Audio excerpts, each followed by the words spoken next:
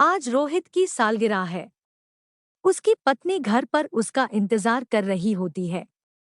लेकिन आज रोहित को ऑफिस से लौटते वक्त काफी देर हो जाती है। वह अपनी बाइक स्टार्ट करता है, लेकिन काफी देर तक प्रयास करने के बाद भी बाइक स्टार्ट नहीं होती है। वह बाइक को वहीं छोड़ देता है और बस का इंतजार करने लगता है, क्योंकि कुछ ही समय में बस के आने का टाइम होने लगता है। वह चलते चलते बस स्टैंड तक पहुंच जाता है। लेकिन तभी बारिश होना शुरू हो जाती है। रोहित बारिश में भीगने लगता है।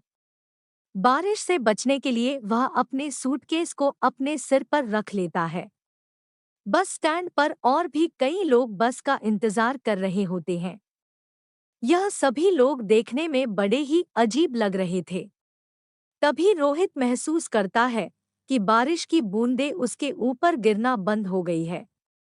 जब उसने देखा तो बगल में एक व्यक्ति अपनी छतरी के आधे हिस्से को रोहित के ऊपर किए हुए था। यह देखकर रोहित हल्का सा मुस्कुराया।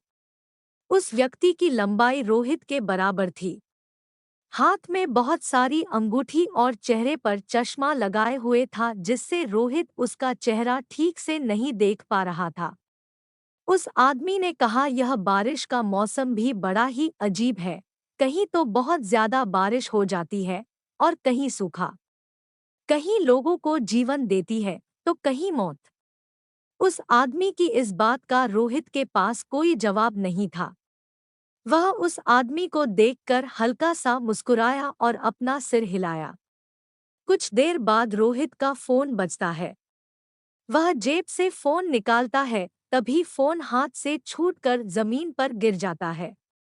रोहित तुरंत फोन उठाने के लिए झुकता है, तो उसे कुछ ऐसा दिखाई देता है जिससे वह पूरी तरह डर जाता है।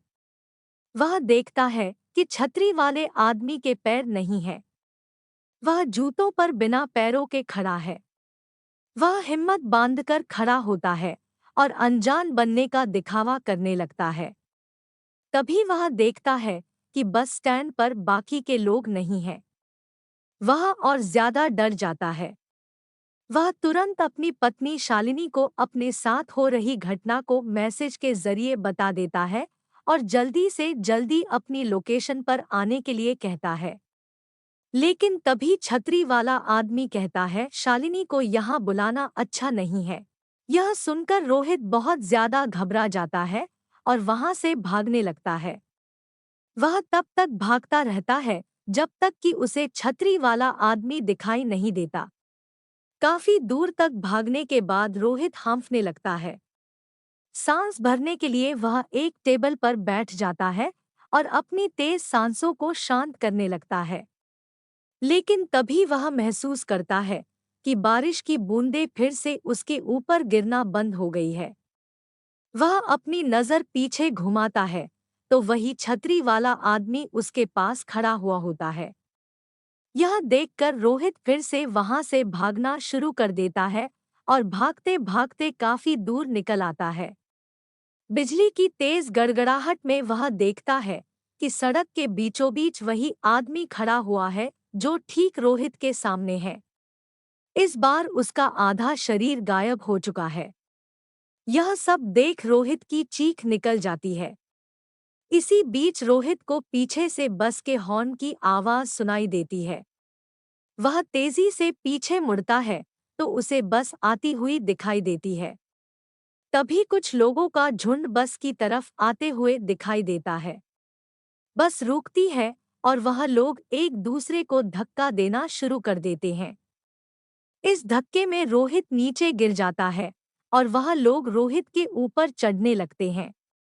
बस का कंडक्टर इस भीड़ से बचने के लिए बस को थोड़ा आगे बढ़ाता है। लेकिन इस भीड़ में रोहित बस के नीचे आ जाता है और उसका आधा शरीर खून से लथपथ हो जाता है। तभी उसकी पत्नी शालिनी बस स्टैंड वाली लोकेशन पर पहुंचती है।